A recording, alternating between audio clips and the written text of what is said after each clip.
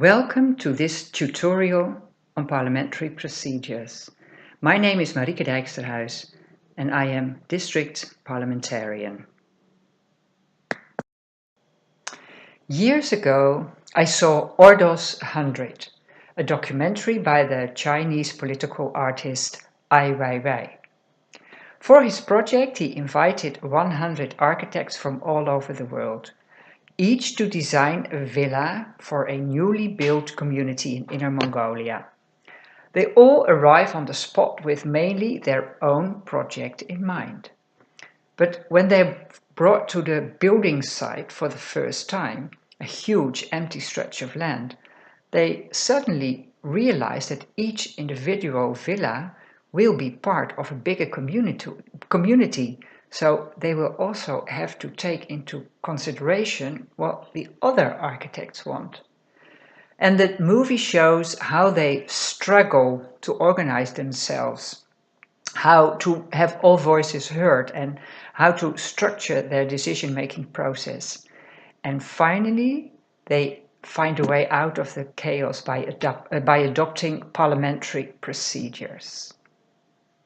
Now, we all have experience in bigger and smaller meetings, and the more people outside the meeting are influenced by the decisions taken, the more precise and transparent the decision-making process has to be.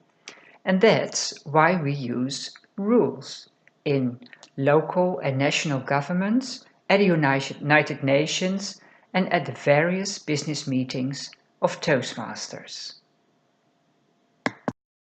In Toastmasters, we use Robert's Rules of Order to run meetings smoothly, fairly, and transparently. It's a set of rules for parliamentary procedures originally set up by Henry Martin Roberts. And it's interesting that in the 8 mere sessions of the Youth Leadership Program, session 5, listening, starts with parliamentary procedures. In the regular program, it's one of the manuals of the Successful Leadership series. Now, what are the basic principles? 4. If we want to take group decisions, it has to be clear what we are talking about. If we want free and fair debate, we have to ensure that arguments can be exchanged, that the majority decides, but the minority is heard. The chair is the traffic controller. She enforces the rules and she preserves and restores order if necessary. She ensures we do one thing at a time. So the adopted agenda defines the order. We talk about one motion or one question at a time, and one person speaks at a time. And no one speaks without being recognized by the chair. So if you want to speak, you raise your hand, and once recognized, you state your name and your role, or in case of a district council meeting, your voting card number. And we have 23 motions to help us with this. And the chart of motions shows you an overview.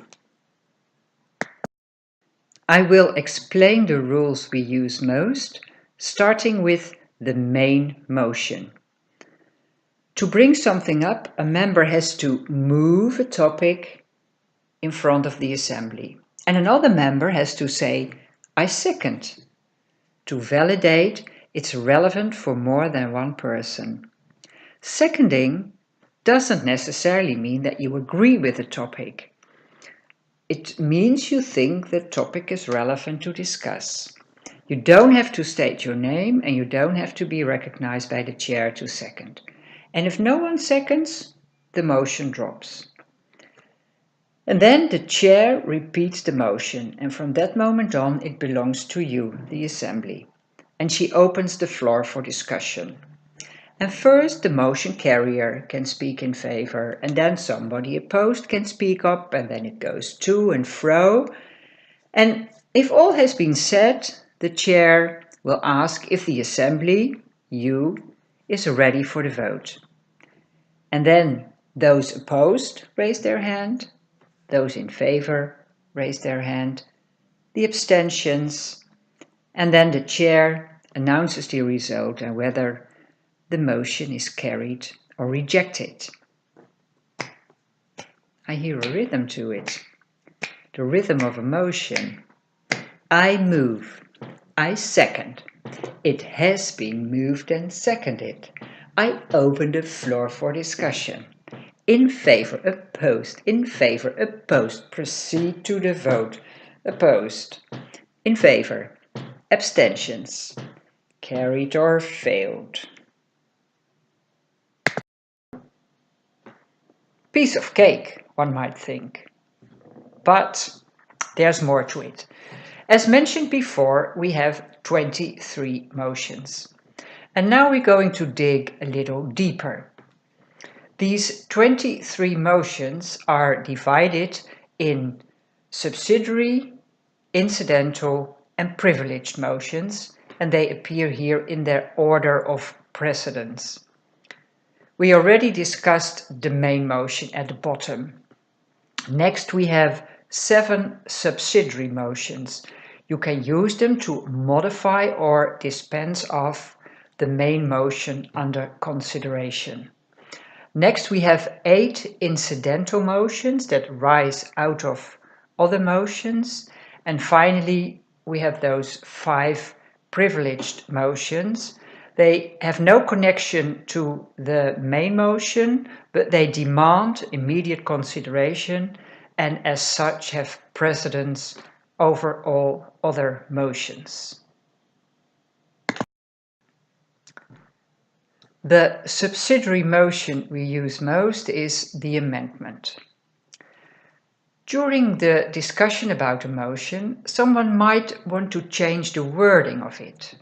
Now, the only way to do so is to ask for a majority to change the motion at hand. And a change can be to insert words, to strike out words, or to replace words. With an amendment, we follow the same procedure as with the main motion. So somebody moves to amend the motion by, it has to be seconded.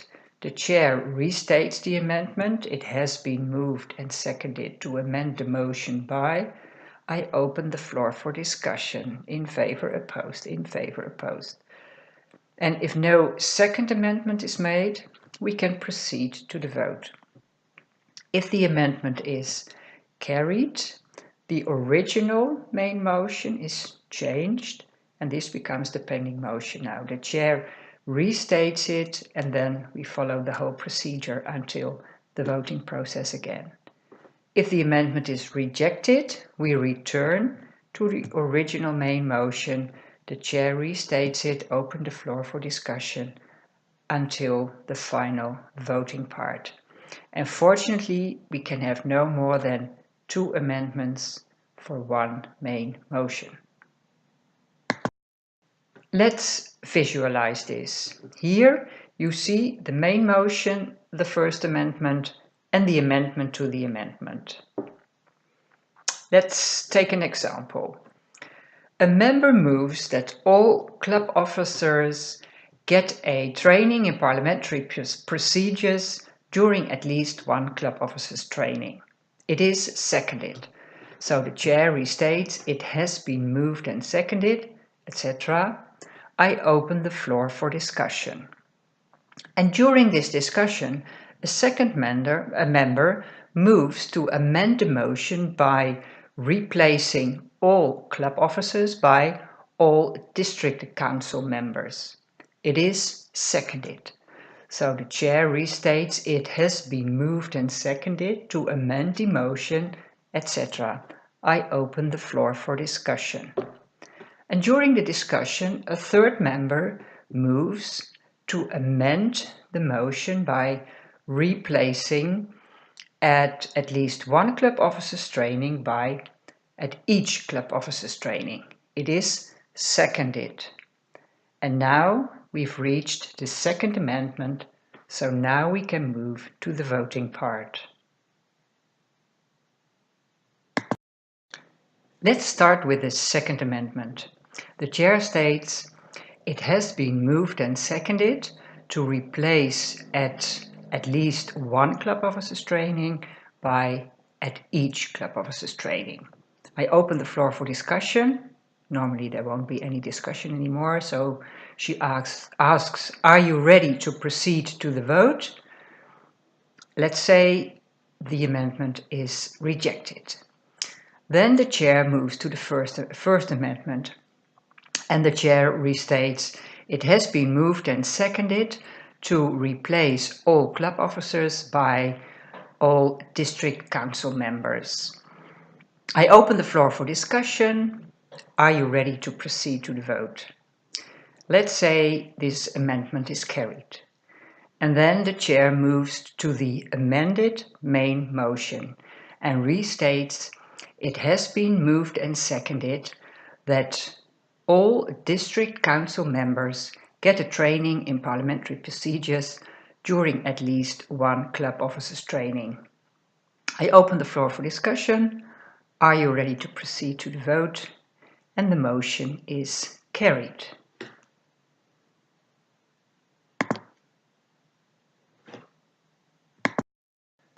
Time management can be an issue at Toastmasters business meetings. Therefore, the chair can always state before the start of the topic that she will limit the time of the debate in a certain way. A member also has the right to make a subsidiary motion to limit the time of the debate within a certain time frame. And if the time frame turns out to be too short, it's always possible to make a motion to extend it again. Limitation and extension need a second and a 2/3 majority because of their impact. If the debate starts to be repetitive, or the members have the feeling that there are more important issues on the agenda and the chair somehow doesn't proceed to the vote, they have the right to make a motion previous question. And this means that the debate has to be stopped and that the assembly has to move immediately to the pending motion and vote. This motion, previous question, also needs a second and a 2/3 majority.